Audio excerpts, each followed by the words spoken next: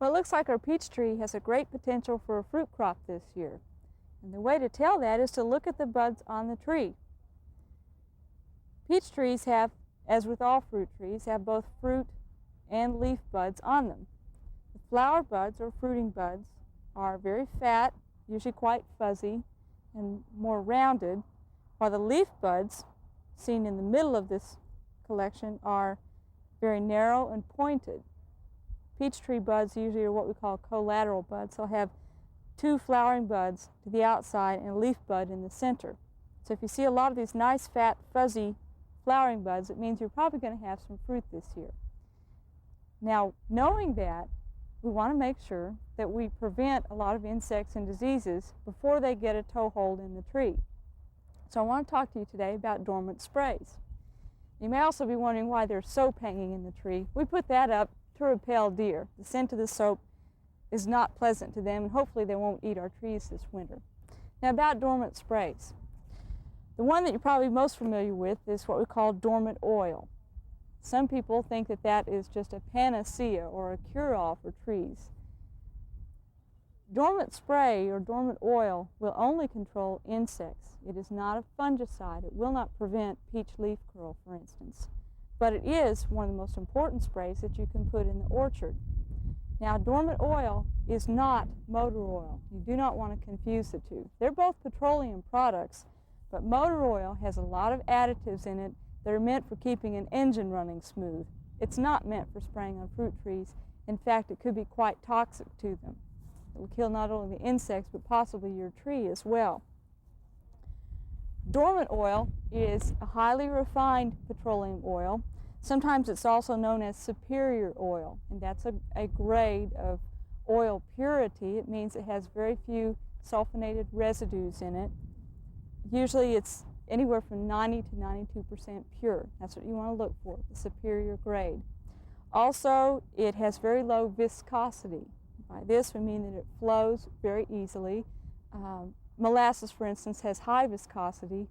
Water has very low viscosity. It flows quickly. Well, that's what you want in a dormant oil, something that will spray on most easily. Dormant sprays that are mixed for spreading on fruit trees and pecans usually also have an emulsifying agent in them so that you can mix it easily with water and spray it.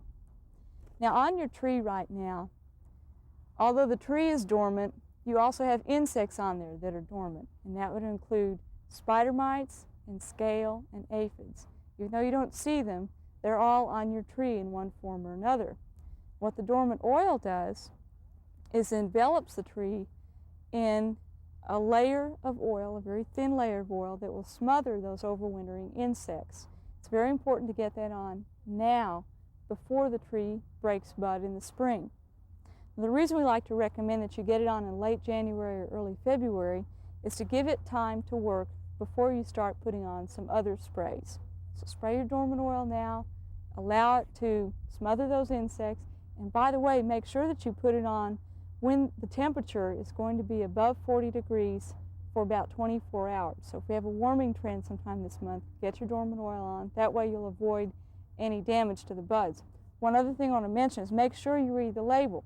There's a very fine line between a spray that is at a rate that will kill the insects and a higher rate that might also damage your tree, because this is living tissue even though it's dormant. So make sure you follow the label instructions on that. Now, another spray that you want to put on is a fungicide spray. Peaches are very prone to getting peach leaf curl fungus in the spring, and we've talked about that before on the show. And the time to control that is when the buds are swelling. And when you're spraying dormant oil and a fungicide, you want to be careful about the timing of those two sprays. There's a space of about 4 weeks that you need to allow between the time you put your dormant oil on for insects and the time that you put on a fungicide spray to prevent peach leaf curl. So allow yourself that time division in there. Now, when you go to the store to look for something to control peach leaf curl, usually lime sulfur is one of the most readily available sprays. It will control peach leaf curl. The timing is critical, though. You want to put it on before the buds open. Right when they are swelling is the ideal time. Now, there are other fungicides that are also labeled for control of peach leaf curl, But lime sulfur is probably one of the easier ones that you can find in a small enough quantity for the home orchard. When you spray it on, make sure you get thorough coverage. Again, you want to thoroughly coat the tree and protect against the fungus getting established. If you wait until after the buds have opened up, we will have already had some warm, humid weather. The fungus will have become active and gotten down in those peach buds, and it will be very hard to control, almost impossible, in fact. So this must go on before the buds open.